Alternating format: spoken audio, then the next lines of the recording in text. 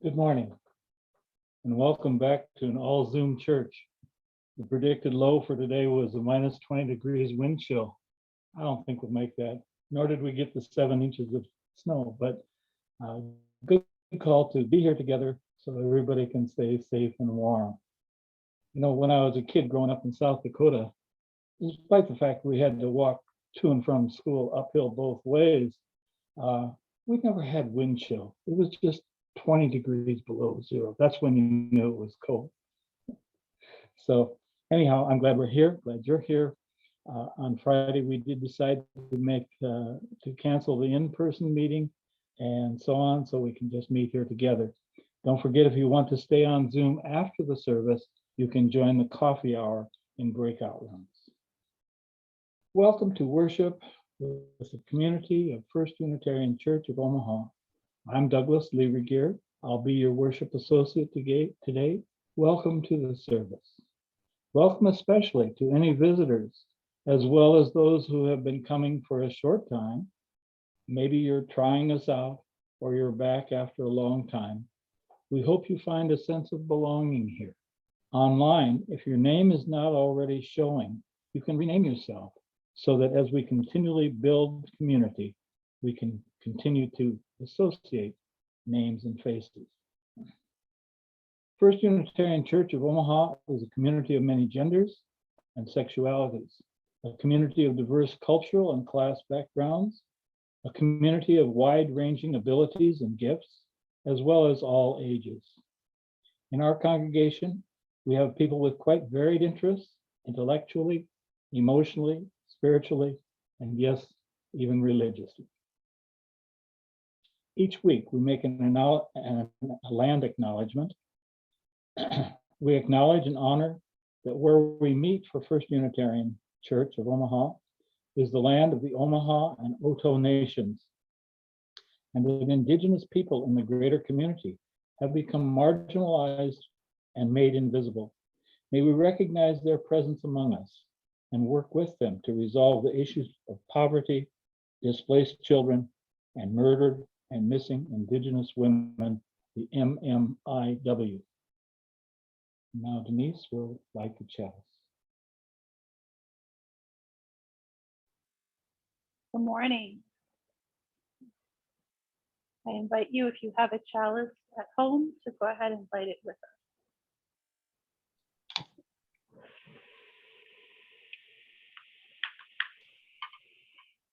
We light this chalice, lamp of our heritage, for the light of truth, the warmth of community, and the fire of commitment.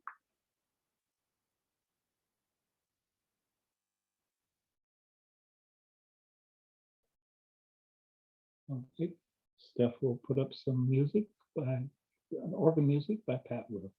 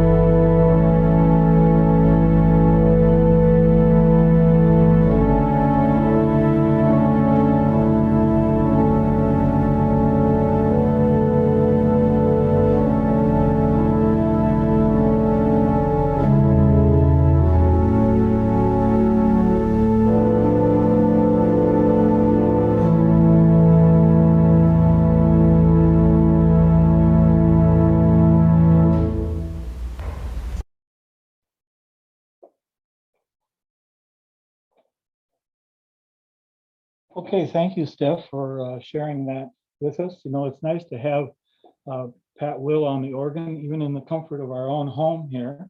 And Pat, if you're in our audience, I thank you very much for always being there for us. You know, the nice thing about the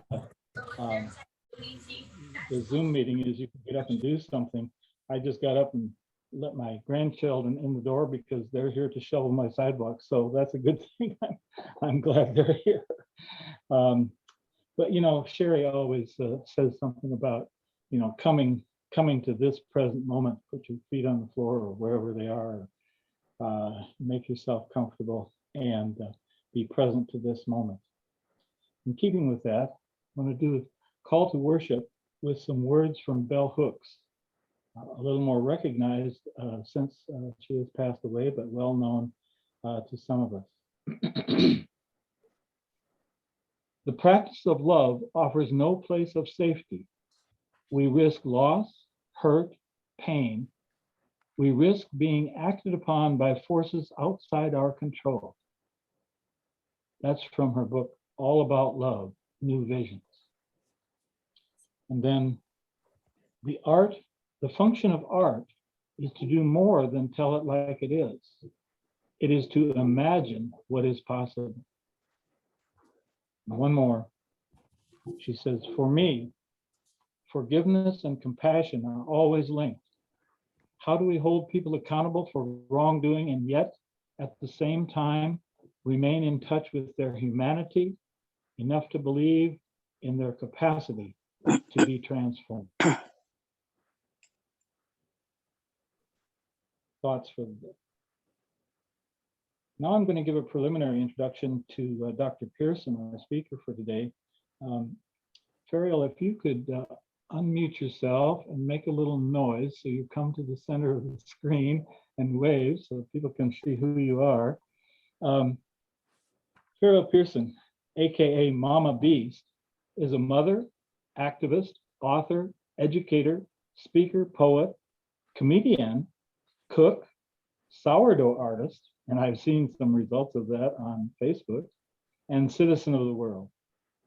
She founded the Secret Kindness Agents Project and is an assistant professor of teacher education at the University of Nebraska at Omaha.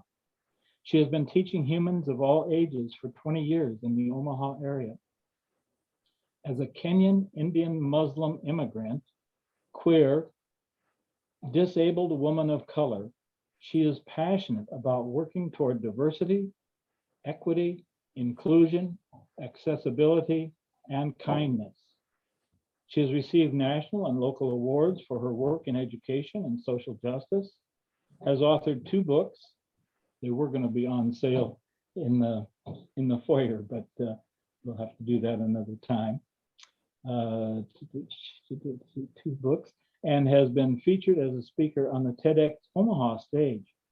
Her Secret Kindness Agents Project has been featured at Lady Ganga's Born This Way Foundation, Hallmark, Parents Magazine, Learning for Justice website and magazine, Midwest Living magazine, and more. Her goal is to make sure you know that you are loved and that you are enough just the way you are. She lives in Omaha with her spouse, 2 teenagers, and 2 guinea pigs. We'll be hearing from her in just a little while. And now Steph is going to share the screen for the Sanctuary Singer.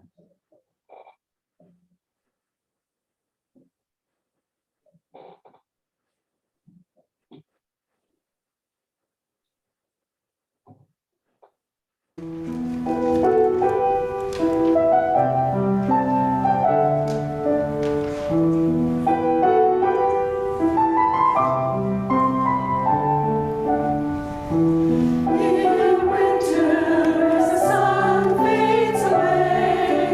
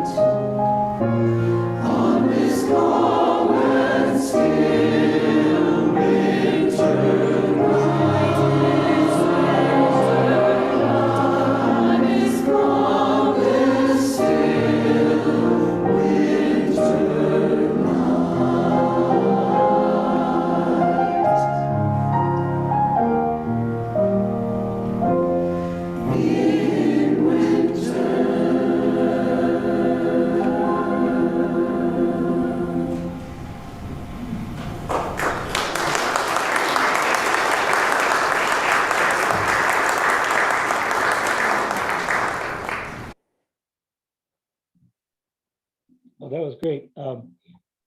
William Miller, the choir director, shared with me that that song that we just played as a recording was the one that the choir was going to sing today, had we been in person. I must admit, I'm a little distracted. My grandchildren are out there shoveling for me. I feel so taken care of. I'm so blessed. So anyhow, I'm happy with that. But I am present for the moment. And now we're going to have a Side with Love moment with Dave Richardson.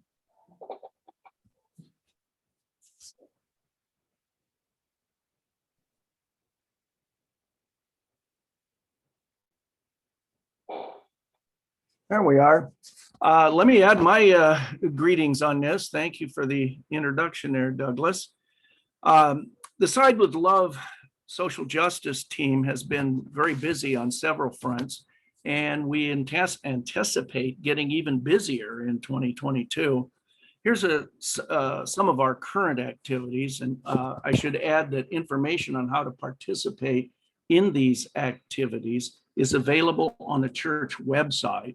You simply click on Engage and select the Side with Love from the drop-down menu. So coming up this Thursday, we are participating in the nationwide January 6th Day of Remembrance activities, condemning the Capitol insurrection on January 6th of 2021. Locally, there is a candlelight vigil, which will take place at the College of St. Mary's on January 6th from 5:30 to 6:30. It's a great way to support democracy and oppose insurrectionist tactics such as happened on January 6th of this year. The next Side with Love social action team meeting will be a week from today, Sunday, January 9th at 4:30 over Zoom. Again, access on the church website will get you to the meeting on Zoom. The Nebraska Unicameral will begin the 2022 session this coming Wednesday, the 5th. We are urging folks to contact your state senators on several key issues, which will be debated on the floor at some point in the upcoming session. This year is a short session, which means things often happen fast and furiously. So here's a couple of key issues that we are supporting. First is the Stop the New Prison campaign. Our state senators will decide whether to spend the $230 million to construct a new prison. The Side with Love team supports criminal justice reform as an alternative to mere incarceration or more incarceration. We also support the bill to overturn the current felony disenfranchise rule. Nebraskans otherwise eligible to vote are disenfranchised for 2 years after completing a felony sentence. It is one of the most extreme disenfranchisement laws in the country. We are committed to work alongside many other groups to end felony voter disenfranchisement in Nebraska. We also support a bill to get rid of the lifetime ban on SNAP benefits for individuals convicted of certain felony drug offenses. They're singled out to suffer a lifetime ban on eligibility for SNAP benefits. No other conviction for assault, robbery, even child trafficking has a similar ban on SNAP eligibility. One more measure that would declare Nebraska's support for a constitutional convention. This is sponsored by ultra-conservatives nationwide. Critics of the so-called con note it would be disastrous for the separation of powers and many of the democratic protections in the current, that's a small d, democratic protections in the current Constitution. A couple of other matters. We are teaming with the League of Women Voters and Civic Nebraska in the Decline to Sign campaign to urge citizens to not sign the voter restriction amendment petition drive. This petition currently circulating in Nebraska would amend our state constitution and make it harder to vote. It would, number one, present major obstacles for absentee voters, including those who vote by mail, students and young voters, and deployed military voters, and more heavily impact seniors, Black and brown voters, people with disabilities, lower income families, and rural families. All of these items are discussed, as I said, on the aforementioned website. We are working to build a more equitable and compassionate society through our beloved community. Please join us. One of our mottos is, don't agonize, organize. Thank you. Thank you, Dave. It's always good to know that Unitarians are active in the community on the side of peace and justice and on the side of love. I noticed that several people are posting in the chat box about these events and concerns. So you can find those there. And also I invite you to put any joys and concerns of yours into the chat box for when we have the sharing and caring time in just a little bit. Right now, Christina Strong will do the time for all ages.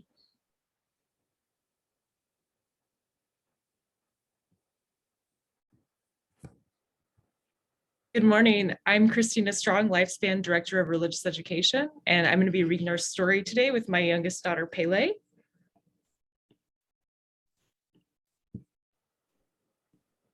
Our story is I Am Love, A Book of Compassion by Susan Verde and illustrated by Peter Reynolds.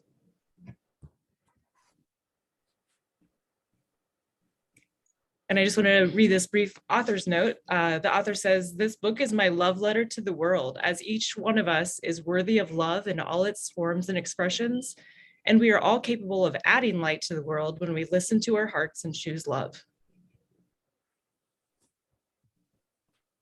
When I see someone going through a storm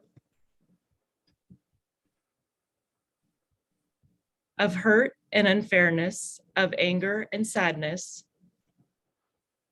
when the sun disappears and the skies grow dark, and I see there is fear, I ask myself, what can I do to help let the light back in? I put my hands on my heart and listen, and that is where I find the answer. I have compassion. I act with tenderness. I am love. I can listen and not say a word. I can be there. Love is being present. I can hug and hold and say, everything will be all right. Love is comfort. I can speak softly and choose my words and actions carefully. Love is gentle. I can give thanks for all I have and am able to share. Love is gratitude. I can keep my mind and body safe and healthy. Love is taking care of me. I can express what's important to me. Love is creative. I can know that no one is perfect. Love is understanding. I can do my best to make things better when something is wrong. Love is effort. I can celebrate those I've loved before. Love is remembering. I can find goodness in a kind word, a helping hand, or a shared smile. Love is tiny gestures. I can breathe in the air that the whole world shares and know all creatures are made from the very same stardust. Love is connection. When the clouds roll in, for others and for me, I know now there is something I can do. I can let my heart lead the way. I am love. You are love. We are love. And with love, we will weather the storm and light up the sky. Together. The end.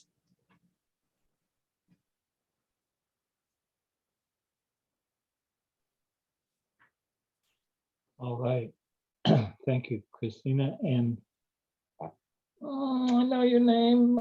Pele, Don't like give the me that volcano goddess or the soccer player. Okay, there you go.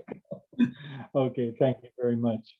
I don't see any joys and concerns posted, other than all of the issues that Dave and has brought up, and Catherine Plumley has put into the chat box. So I'll start. My concern today is for the unhoused in Omaha and elsewhere. Be sure to offer them something at the street corner if you can, including a smile. And anything else we can do. Joy by Denise Elaine. I was able to spend Christmas with my family. All right, yay. It's probably true for a lot of people, including my family. Anything else in the joys and concerns?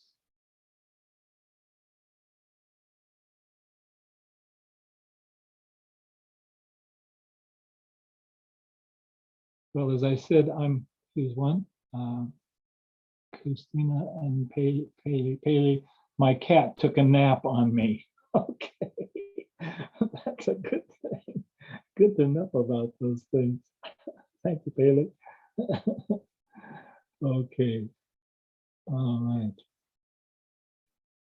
Well, if that's it,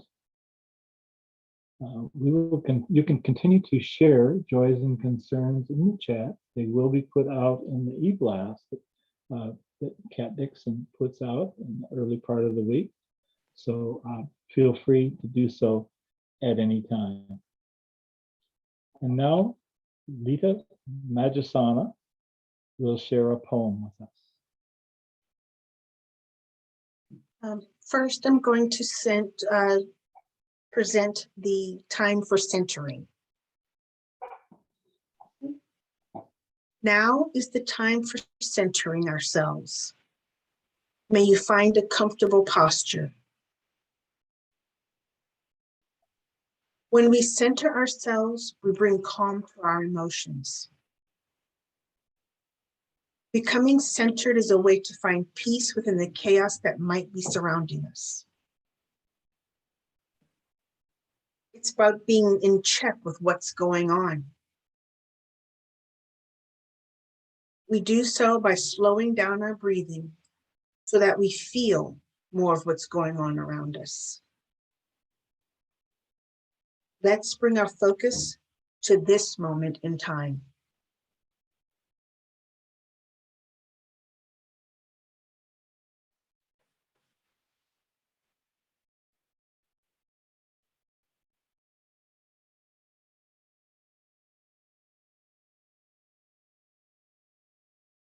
And I'll be reading a poem by Naomi Shihab Nye called Kindness.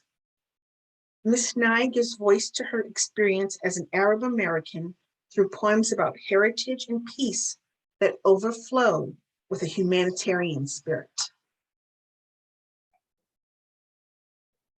Before you know what kindness really is, you must lose things. Feel the future dissolve in a moment like salt in a weakened broth. What you held in your hand, what you counted and carefully saved, all this must go so you know how desolate the landscape can be between the regions of kindness. How you ride and ride thinking the bus will never stop. The passengers eating maize and chicken will stare out the window forever. Before you learn the tender gravity of kindness, you must travel where the Indian in a white poncho lies dead by the side of the road. You must see how this could be you, how he too was someone who journeyed through the night with plans and the simple breath that kept him alive. Before you know kindness as the deepest thing inside, you must know sorrow is the other deepest thing. You must wake up with sorrow.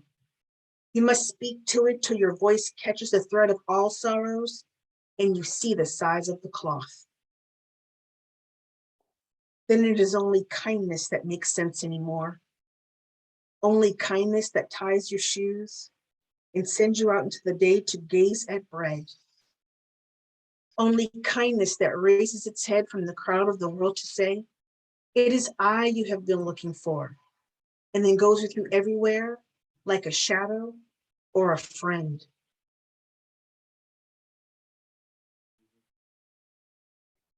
Thank you, Lita. I will just add that that poem was suggested to us by our speaker today. And now it's time for our community offering. And we won't be able to come up to put our gift in the basket in front of the church. I'm hoping that one of my team members is prepared to put up the website for Restoring Dignity. Does somebody have that?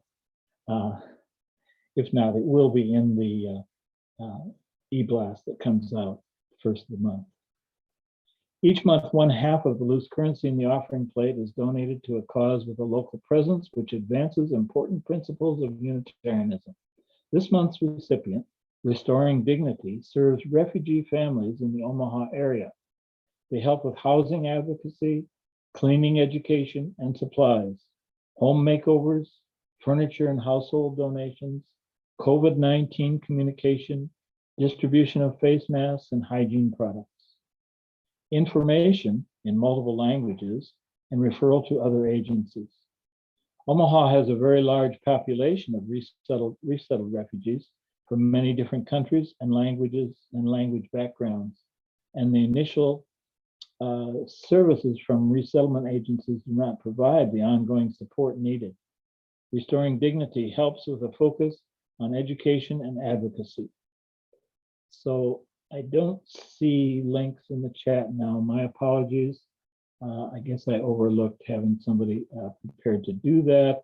As I say, they will be on the e-blast that comes out the first part of the week. I put it in the chat, Doug. Okay, thank you. Okay, I hadn't looked in the chat.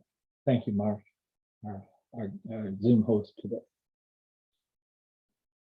Now I'm going to give a little more personal introduction, a very brief one, of our speaker, and then we'll hear from her. I've only met Ferial Pearson a couple of times. One when she spoke here a couple of years ago, I'm not sure how many, on her Secret Kindness Agents program. More recently, we had tea in preparation for this service. I found her to be a compassionate and warm person. But oh, I have followed her on Facebook for several years now. And wow, what can I say? She is one who speaks truth to power and sometimes gets a little pushback or a lot of pushback on what she has to say in the community. So she's here to present the power of story and the danger of absence. And Ferial, tell us like it is. Thank you so much, Douglas, for that kind introduction. I'm going to share my screen. I thought we'd bring a silver lining to having to go on Zoom, and that is that I can actually share pictures with you all. I do want to give a brief disclaimer that some of the stories I'm going to tell are a little difficult to hear. And so I just want to give you sort of a content warning for that. But that is part of why I'm telling the stories, and you'll see why as I go along. And so today, here is the power of story and the danger of absence. And we have to always begin with where we come from. As with all of you, I don't come from the ethers, I come from my ancestors. And so I was born and raised in Nairobi, Kenya. You'll see that green country right there in East Africa.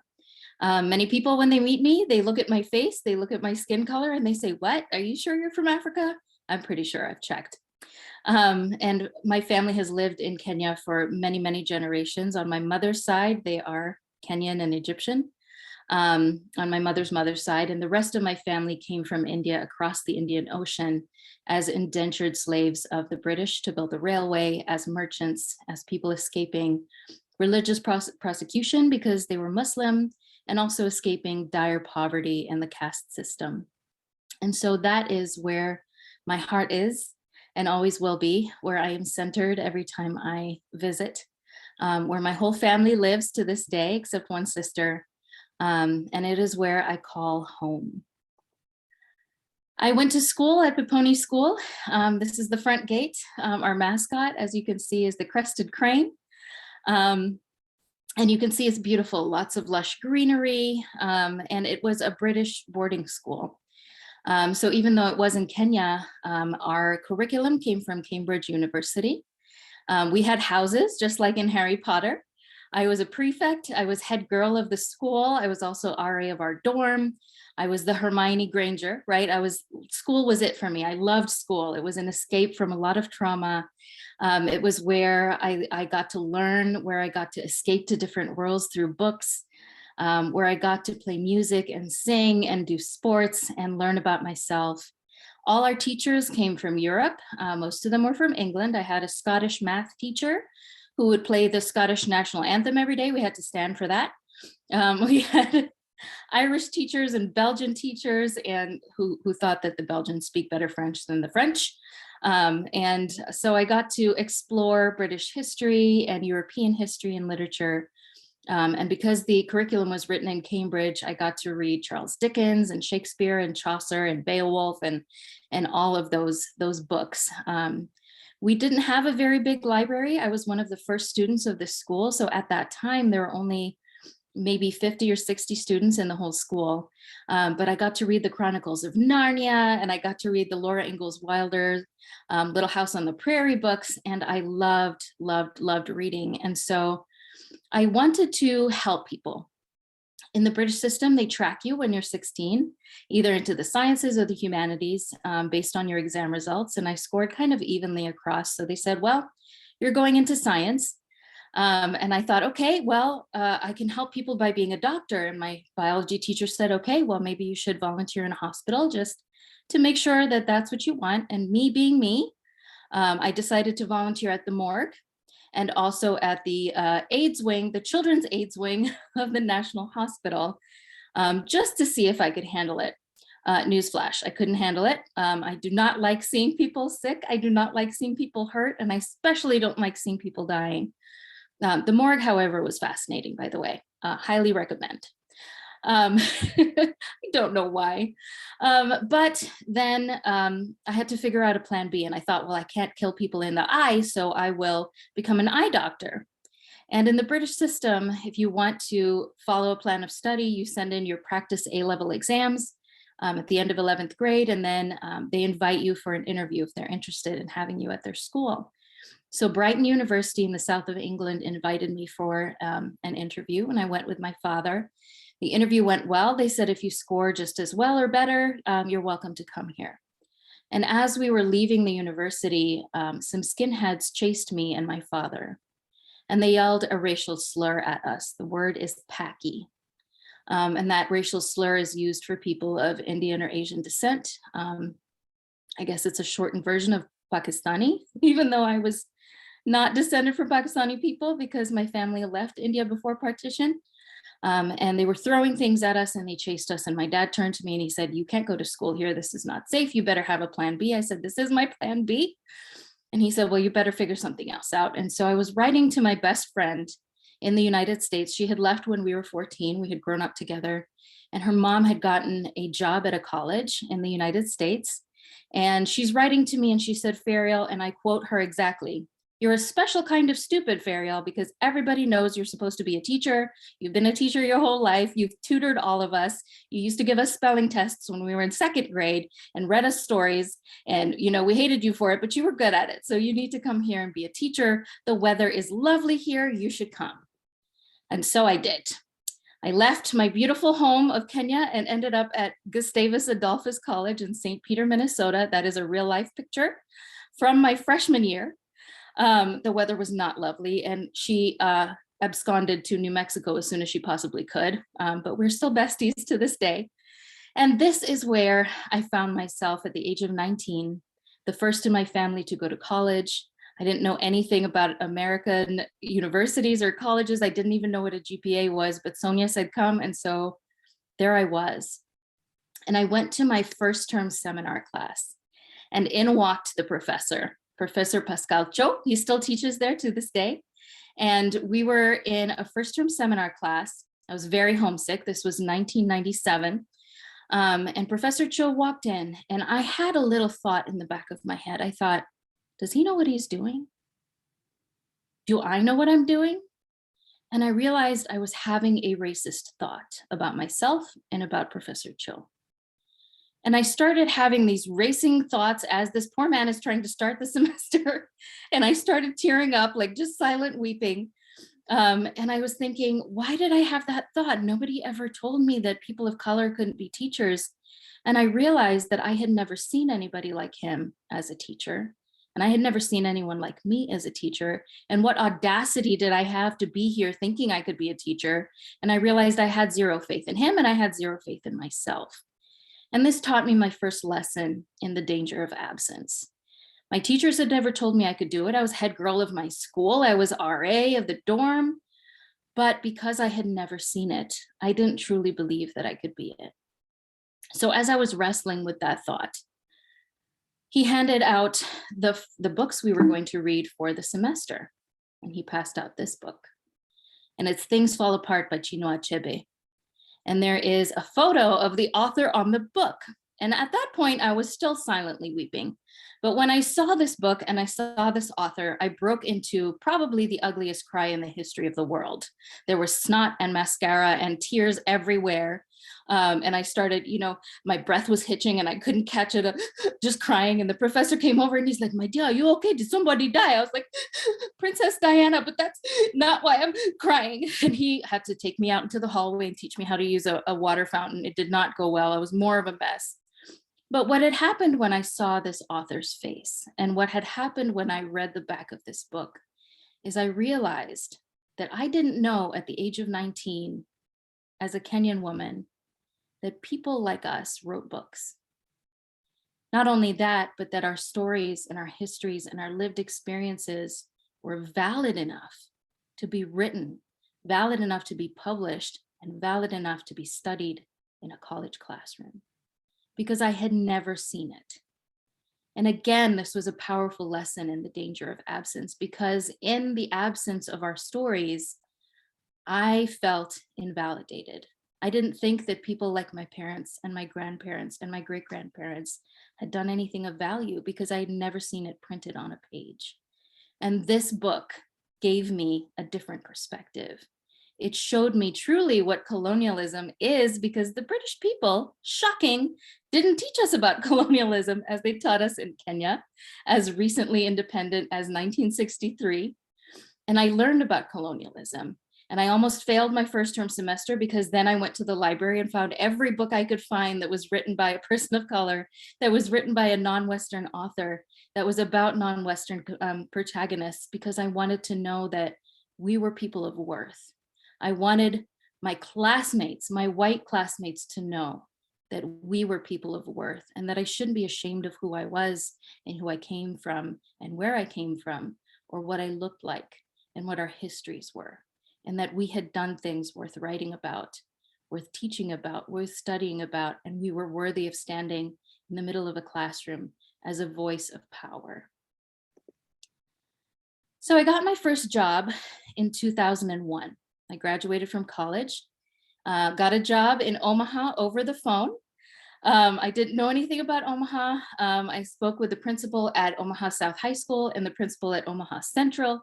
And then HR called me back and said, you have your pick of the two, where do you want to go? And I said, I'm going to South High because it sounds really nice. And it was the best decision of my life. And my spouse came home and he had said, let's go anywhere but Omaha. I'm from Nebraska. I finally left home. I'm a music major. You're a teacher. I can work in a McDonald's wherever you get a teaching job. Just please not Nebraska. But he came home and I said, so we're going to Nebraska. And he said, okay, maybe a couple of years we'll raise some money and then we'll go live somewhere more exciting than Omaha, Nebraska. So I started teaching at the end of August 2001. I got my driver's license appointment. I didn't have a driver's license yet. And so I had my license appointment on September 11th of 2001 after school in South Omaha at the DMV.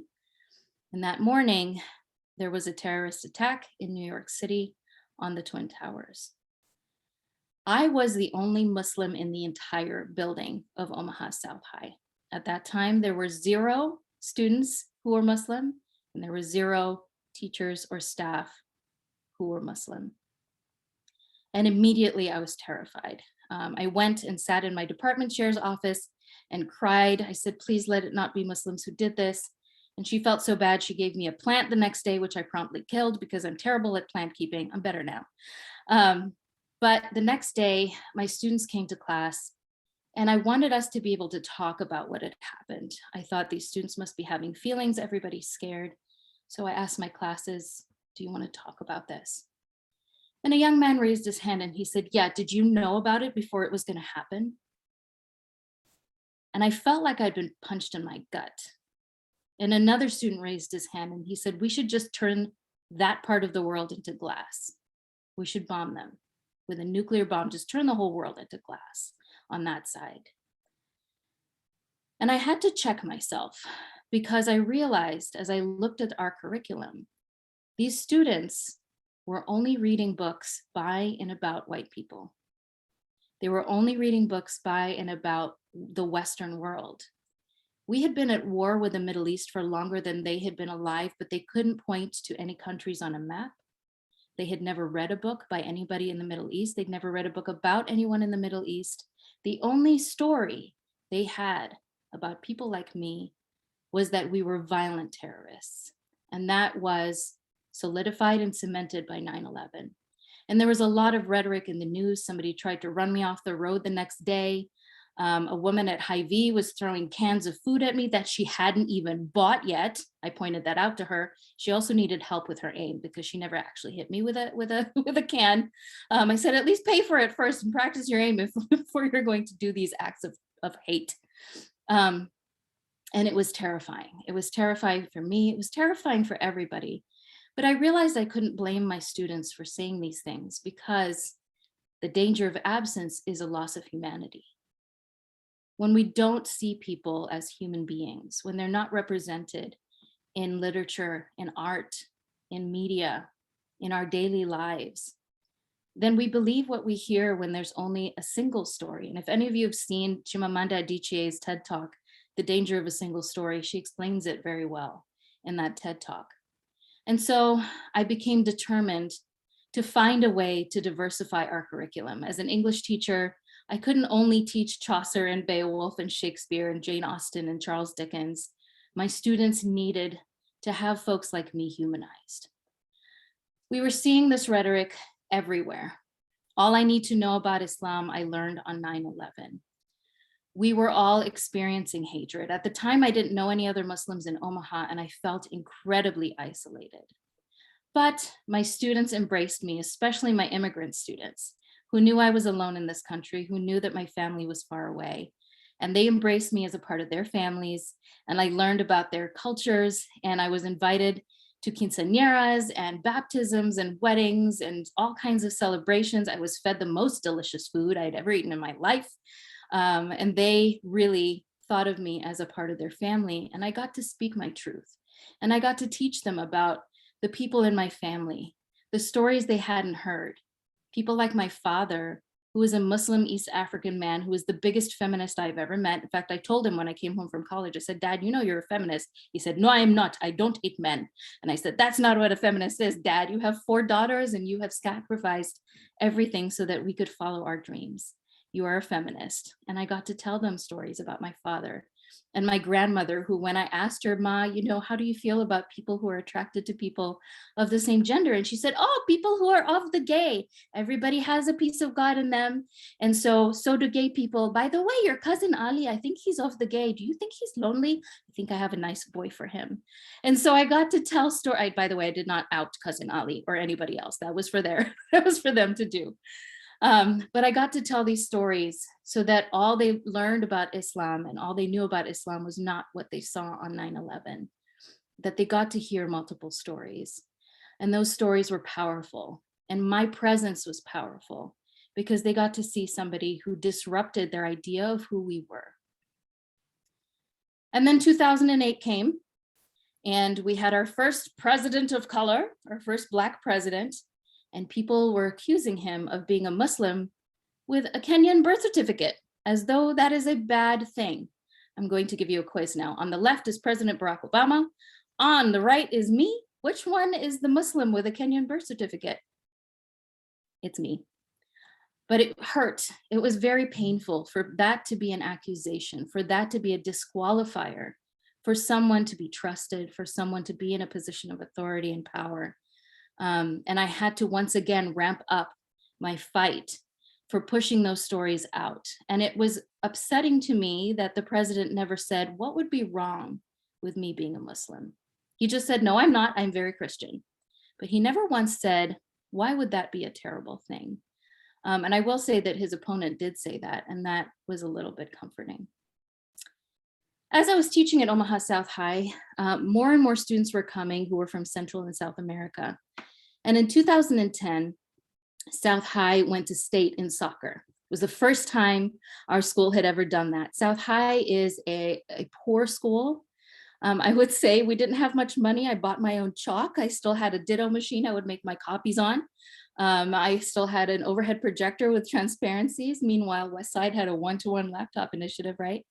And so we were immigrants. We were people who didn't have a lot of money, but we were really good at soccer, and we went to state and we were going to play Lincoln East. Lincoln East is an upper middle class school, mostly white in Lincoln. And so this became a huge story. It was reported on in the World Herald beforehand. Everyone was excited. It also happened to be on graduation night. And we were so excited to see our students who were the first in their family to graduate high school and were also going to play the state match. And the auditorium was right behind the stadium. So our students had their soccer uniforms under their graduation robes. They sprinted across the stage, grabbed their diplomas, went out the back to go and play this amazing match. It was a tight match. It was tied at the end. And so we went into penalty kicks. I had lost my voice by then. I'd been screaming so hard. There was a man speaking Spanish next to me. And I was like, what he said, do what he said. And we, we lost by one goal. We lost by one goal. And I watched our boys sink to their knees on the turf and just be thankful that they were there. And as they did that, Lincoln East fans threw thousands of cut up green pieces of paper at our students who were kneeling on that field. Green cards. The message being, of course, you are quote unquote illegal, even though we know that human beings cannot be illegal and their people had been on this land long before anybody else. And it was a hate crime, right? My students were incredibly hurt. Our entire school was incredibly hurt. And again, I felt this issue. I felt the danger of absence, that the students and the people at Lincoln East and in that area didn't know the stories of my students. They didn't understand how brave, how brilliant, how creative, how amazing my students were, how kind and compassionate, how one of my students found out I didn't have cable and put together a collection plate and I made him give it all back. But he was like, Miss has to have cable. You know, how my students, when they knew I was pregnant, they would make sure that I had a flan every Monday. Even though they probably couldn't afford to send me a flan every Monday, how they would follow me home in my van whose wipers didn't work so that they would stop every mile and throw snow at my windshield so it could be clean, all the way to my home. They didn't know these stories of my students. All they knew was those people don't deserve to be here because they don't have a piece of paper. And so that fall, I asked my students if they wanted to tell their stories. I had an opportunity, somebody had written a grant, and we had an opportunity to write a book. And I said, this is all you. Whatever you want to do you want to do this? And they said, yes. We want people to know who we are. And so they wrote this book, In My Shoes, Teen Reflections on Hope in the Future. And they just wrote about what gave them hope. And the cover art is by Waddy White, who is a South Omaha artist. And he asked the students, what do you want to see on the cover?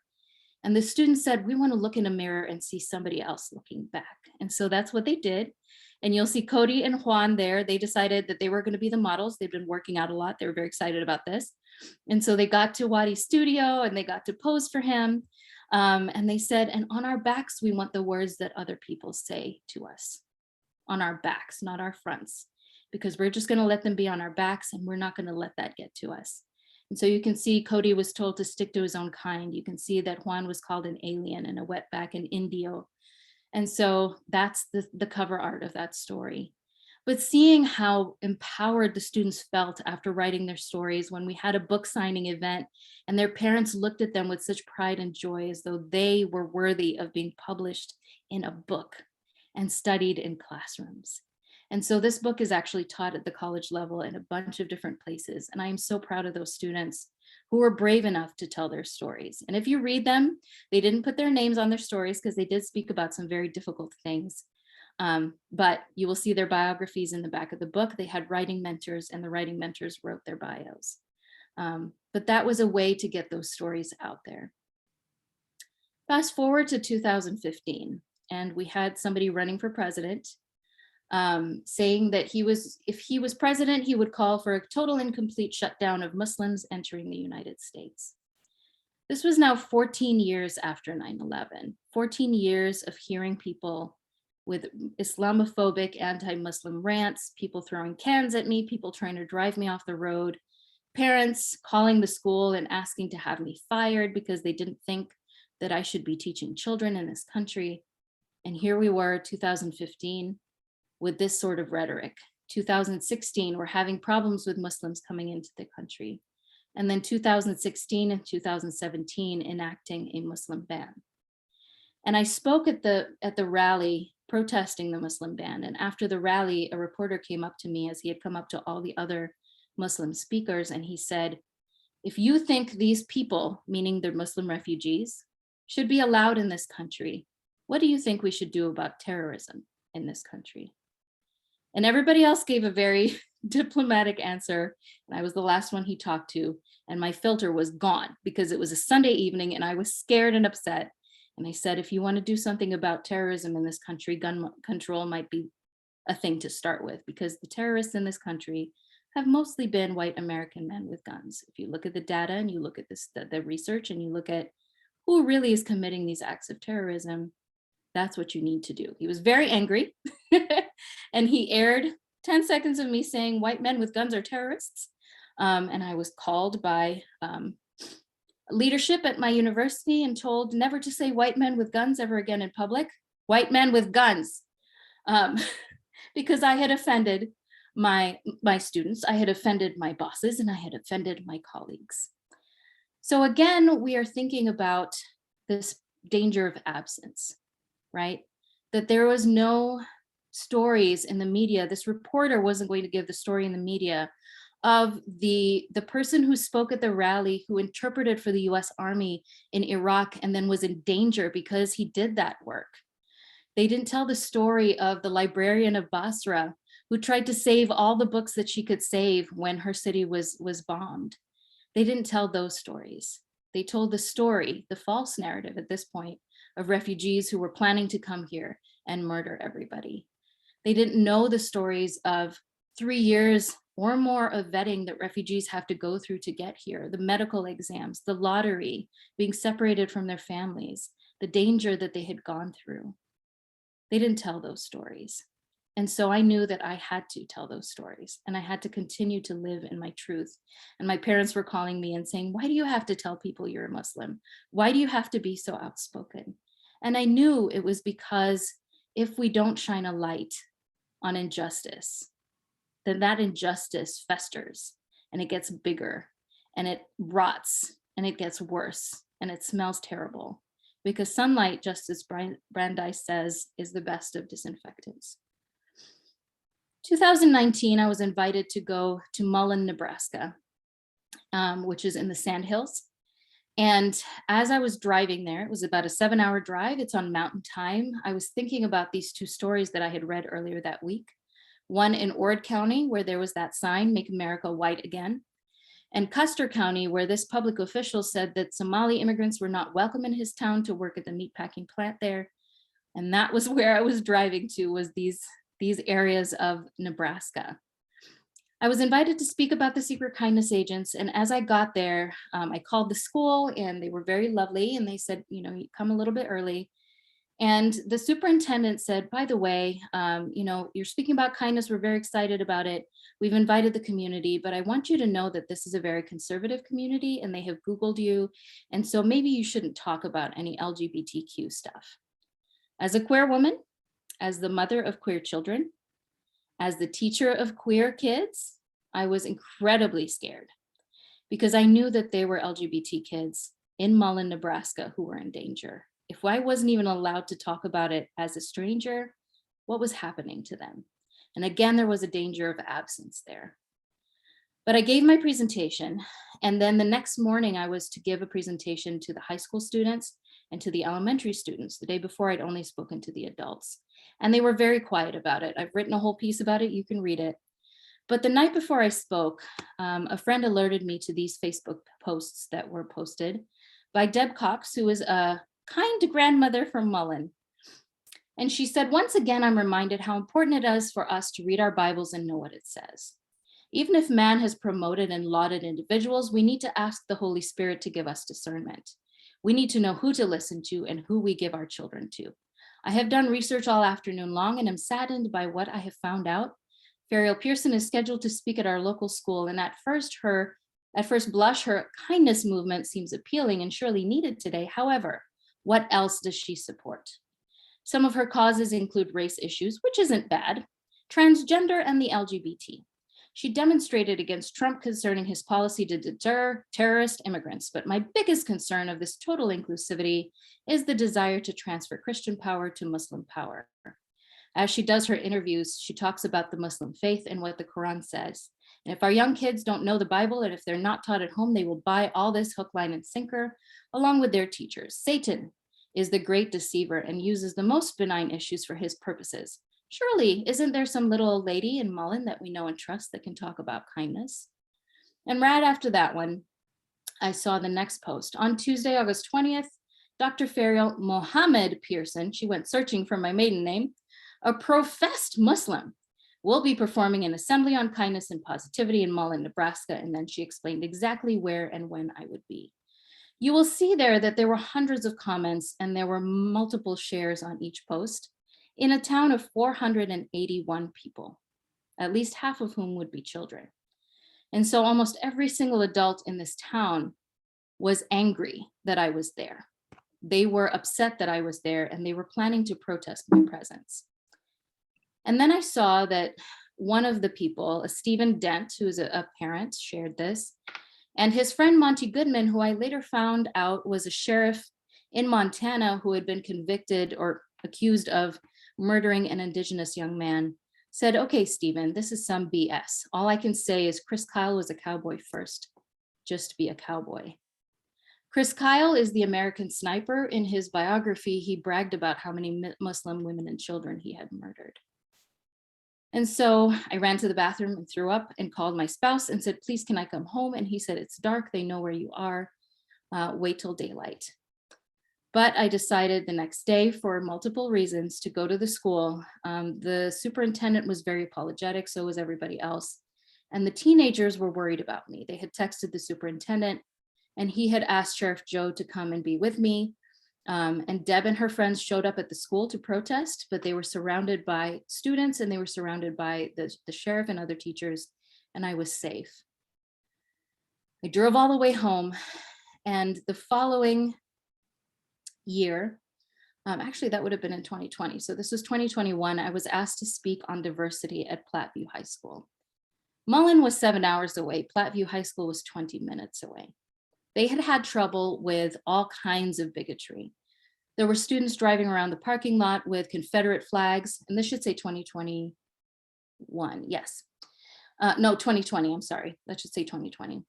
They were flying Confederate flags on their cars. They were leaving nooses in Black students' lockers and calling them the N-word. They were threatening girls with sexual assault if they didn't do what they said. They were threatening LGBT kids. Anybody who was different, kids who had lost everything to the floods were being bullied about being poor.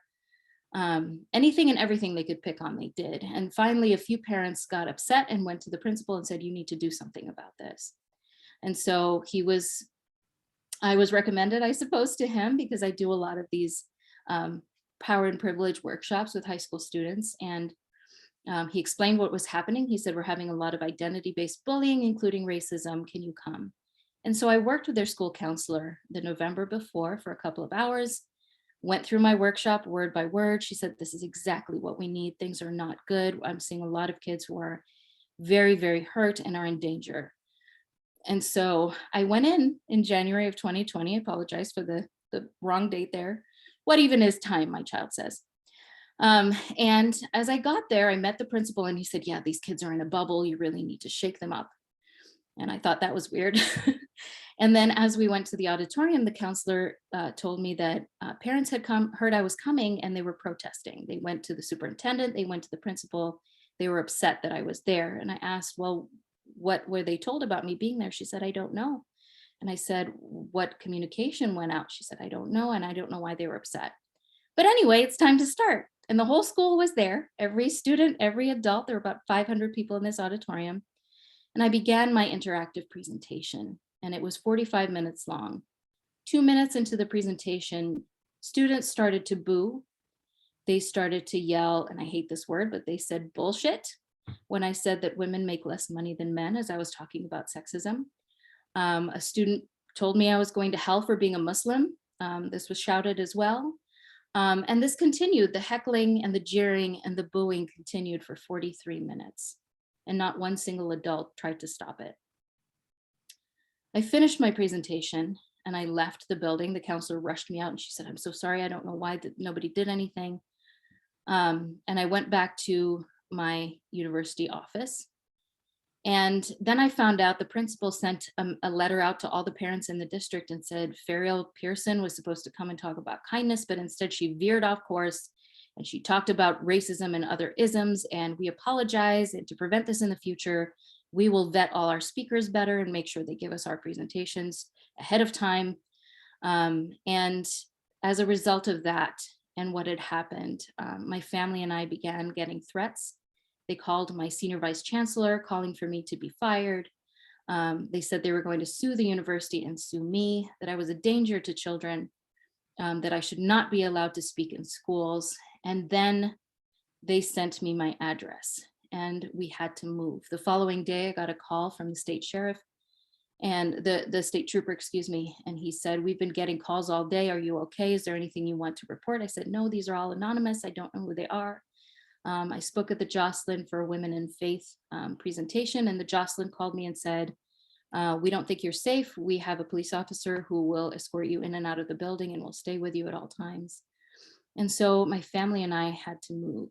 I have a selection of some of the things that were said to me. These are the light ones, not the worst ones, but just to show you what children and adults were sending me. People like you are the problem in today's society. No wonder you got all those threats. I suggest you get your leap together before you try some BS like that again at any school, because it will result in all the same, because you're the problem, not us. For you to be spewing hatred, which is exactly what you're doing, is appalling. You're attacking children. You're insane. You should be disgusted and ashamed. I feel so badly for your children. You are a terrible human being. And so I knew that I couldn't blame these kids. I knew again that this was the result of a danger of absence, that these children had never, ever been humanized, right? That their classmates who were people of color, who were Black, who were Indigenous, who were LGBT, who had disabilities, they told me I was pathetic for using my cane. People who were immigrants, people who were different in any way had never been humanized to them in their curriculum, in the media. And hearing people like the president at that time speak that hateful rhetoric was only emboldening them and making it worse, because there is a power in story. And the stories that they were told were these stories in these comments, that people like me were the problem. And so it's really important for us to share our stories. If we are different in any way, we need to share our stories so that we can humanize ourselves and we can humanize each other.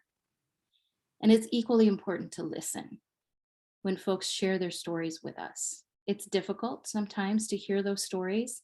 I would sit and listen to my students and I would cry with them. But it was such a privilege for them to trust me enough to share their stories.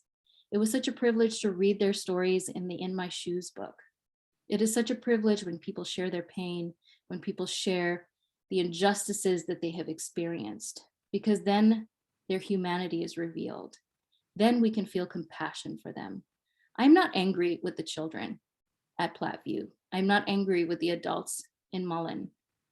I am angry that there hasn't been a platform for these stories to be shared. I'm angry that we continue to make the comfort of the bigots more important than the safety of people like me. So we have to share these stories and we have to listen to these stories. And also a reminder that if we don't intentionally include, we unintentionally exclude. My teachers didn't intentionally exclude our stories.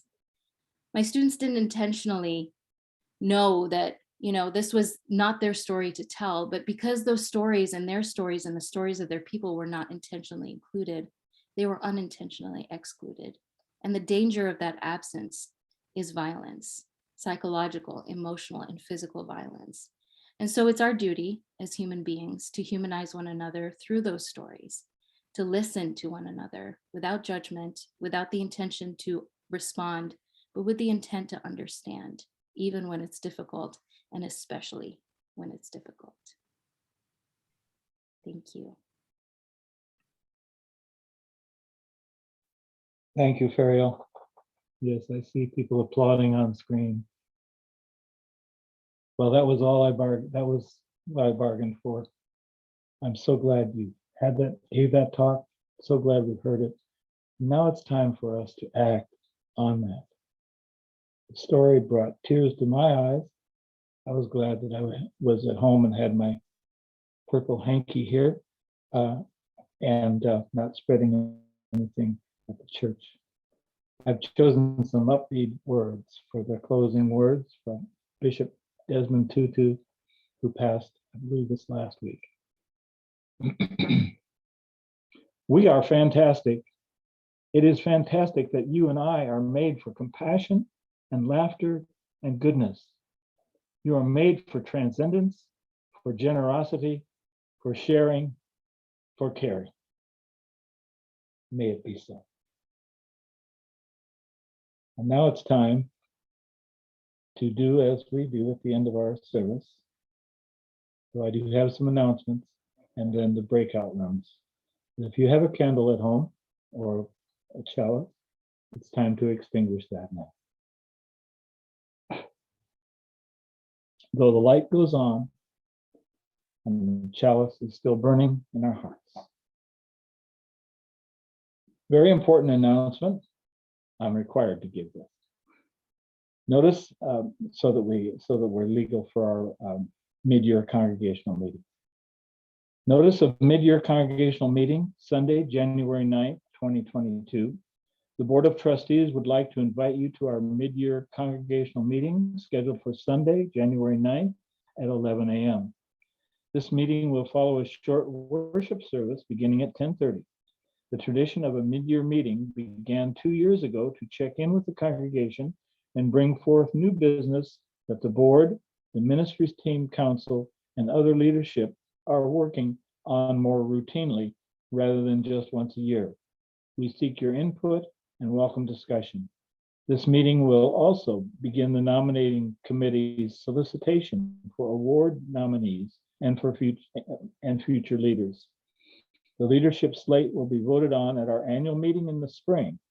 If you can't attend this January meeting, but would like to nominate a member for a leadership role or an award, you can go online to make your nomination here, www.firstuuomaha.org/nominating. If you plan to join us in person, please remember to mask and practice social distancing. We'll also offer an online streaming option as we have throughout the pandemic. We encourage your participation. If you have questions, please contact the board at firstuuomaha.org or call the church office. And it occurs to me that is next Sunday. So that will be our mid-year congregational meeting. I encourage you to remember Dave's call for people to attend the demonstration this Thursday. Dave will put in, either come on or say, put in the chat the time and place for that. demonstrating against the Capitol insurrection. Other announcements may appear in the chat. And remember, if you would like to stay, and Farrell, I invite you to stay in the meeting. Our Zoom host, Mark Lesketoff, will divide us into groups. Otherwise, that's the end of this meeting. Thank you for coming, and thank you for sharing.